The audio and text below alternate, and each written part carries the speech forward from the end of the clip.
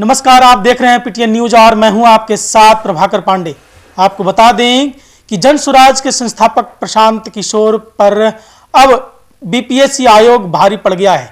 जी हां, प्रशांत किशोर ने गांधी मैदान में आमरण अनशन के दौरान उन्होंने बड़ा आरोप लगाया था। बीपीएससी पर आरोप लगाते हुए कहा था कि करोड़ों के घोटाला बीपीएससी ने किया है। करोड़ों के घोटाले का आरोप बीपीएससी पर प्रशांत किशोर ने लगाया था और अब बीपीएससी आयोग ने लीगल नोटिस जारी कर दिया है और प्रशांत किशोर से जवाब मांगा है। आईटी एक्ट के तहत लीगल नोटिस भेजा है आयोग ने और प्रशांत किशोर से जवाब मांगा है कि आखिर सबूत क्या है, किस सबूत के आधार पर आपने इतने बड़े घोटाले का आरोप आयोग पर लगाया है और इस लीगल नोटिस के तहत जवाब मांगा है प्रशांत किशोर से।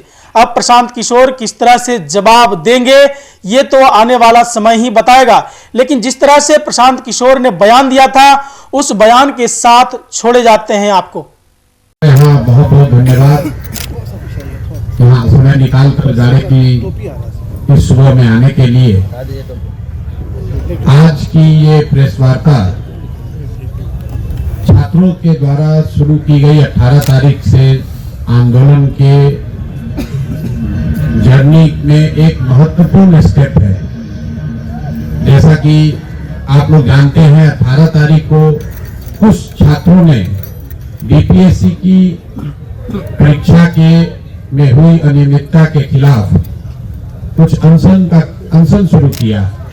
उसके बाद धीरे धीरे उन बच्चों की संख्या, आंदोलनकारियों की संख्या बढ़ती गई है जो ये मानते हैं कि बीपीएससी की परीक्षा में अनियमितता हुई है, बच्चों के साथ धांधली हुआ है, बच्चों की बात नहीं सुनी गई है।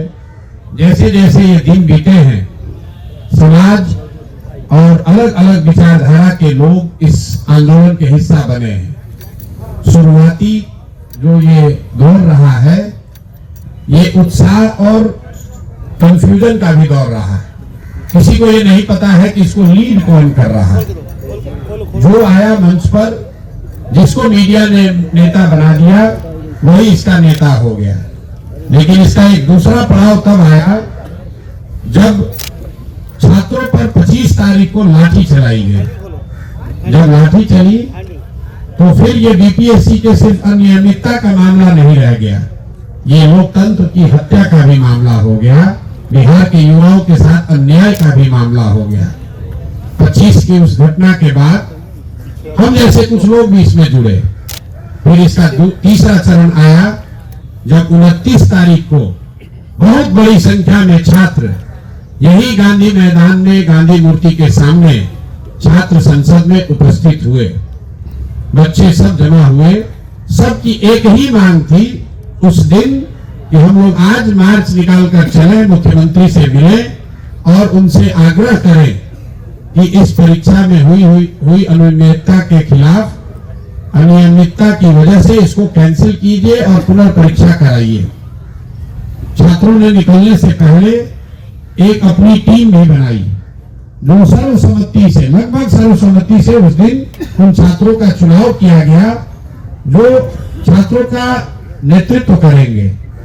यह भी तय किया गया कि गांधी मैदान से निकलने के बाद किसी भी तरीके की हिंसा या ऐसी कोई इलीगल बात नहीं की जाएगी जिससे कि छात्रों के भविष्य पर असर पड़े। यहां से जैसा आप सभी साथियों ने देखा, सारे छात्र करीब 15,000 लोग यहां से पैदल चले और शांतिपूर्ण तरीके से, जहां पुलिस ने रोका, यही जेपी गोलंबर के पास सारे छात्र बैठे। करीब 1-1.5 घंटे के उस सिट आउट प्रोटेस्ट में सामने से प्रशासन और एक साइड से छात्रों की बड़ा समूह। ऊपर करके मत रखिए, नीचे बराबर में रखिए। उस वार्ता में सरकार की ओर से यह प्रस्ताव रखा गया कि अगर उस सिट आउट को हटा लिया जाए तो छात्रों की ओर से 5 सदस्यीय टीम सरकार के सबसे बड़े पदाधिकारी मुख्य सचिव से मिलेंगे और मिलकर अपनी बात रखकर इस मामले का समाधान निकालने का प्रयास करेंगे। उस भीड़ में हर के लोग थे, हर तरह के छात्र थे, हर विचारधारा के छात्र थे। जब ये बात हुई तो मैं सबसे आगे खड़ा था। हम लोगों ने इस बात पर सहमति जताई कि सरकार अगर बात करने को तैयार है तो छात्र मार्च नहीं निकालना चाहते हैं, छात्र झगड़ा नहीं करना चाहते हैं। छात्रों का तो एकमात्र उद्देश्य तब ये था कि बीपीएससी के एग्जाम को फिर से कराया जाए। इसलिए वहां से प्रोटेस्ट से हम लोग वापस यहाँ गांधी मैदान आने की बात को हमने स्वीकार करी, लेकिन चूंकि वहां पर कोई पब्लिक एड्रेस सिस्टम नहीं था, छोटे माइक से उसकी घोषणा की गई, तो बहुत सारे छात्र जो पीछे थे उनको पता ही नहीं चला कि क्या करना है। उस अफरा तफरी में कुछ लोग घरों को चले गए, कुछ लोग हमारे साथ कुछ साथियों के साथ यहाँ गांधी मूर्ति के पास आए, लेकिन बड़ी संख्या में छात्र वहां गोलंबर पर बैठे रह गए। और मेरे वहां से हटने के बाद प्रशासन ने, पुलिस ने अपने कहे से अलग हटके उन छात्रों को इस जाड़े की ठंड में ठंडे पानी से पहले भिगाया और फिर दौड़ा कर उनको लाठी से मारा। ये चूंकि मैं भी उसमें शामिल था, मेरे कहने पर, कुछ हद तक मेरे कहने पर छात्र आए थे कि जब तक मैं खड़ा हूं आप पर लाठी नहीं चलेगी, लेकिन मेरे हटने के बाद पुलिस ने लाठी भले चलाई हो, इसका मोरल नैतिक जिम्मेवारी मेरी थी।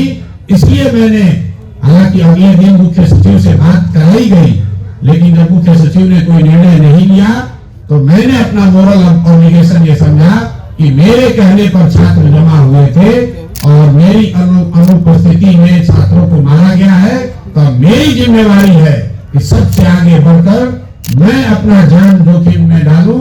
इसलिए मैं अवसर पर बैठा हूं कि छात्रों में वो फिर से विश्वास पैदा हो और छात्र डरे नहीं और अपनी लड़ाई में अपने आप को अकेला ना समझे। इस पूरे अभियान का आज का दिन सबसे महत्वपूर्ण दिन है। क्यों महत्वपूर्ण दिन है? क्योंकि आज 19 दिन के बाद पहली बार सारे छात्र, चाहे वो किसी दल के हो, किसी विचारधारा के हो, इस आंदोलन में किसी समय में जुड़े हो, सब ने मिलकर यह तय किया कि नहीं, अब अकेले नहीं लड़ना है, सबको एक साथ होना है। और सबने कल रात में वार्ता की है और मैं तहे दिल से अपने छोटे भाइयों का, इन साथियों का शुक्रिया अदा करता हूं। इन्होंने वो मैच्योरिटी दिखाई है जो बड़े बड़े राजनीतिक नेता नहीं दिखा सकते हैं। होना है और सबने कल रात में वार्ता की है और मैं तहे दिल से अपने छोटे भाइयों का, इन साथियों का शुक्रिया अदा करता हूं।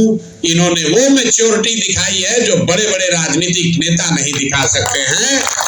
इन सब ने तय किया कि हमारे आपसी वाद विवाद कुछ नहीं है, हमारी विचारधारा चाहे कुछ भी हो, हम चाहे किसी दल, किसी नेता से जुड़े हों, जहां तक युवाओं का, छात्रों का मामला है, इस पर सब हम एक हैं। और इसीलिए सब ने मिलकर कल एक नया जो संगठन बनाया है, युवा सत्याग्रह समिति।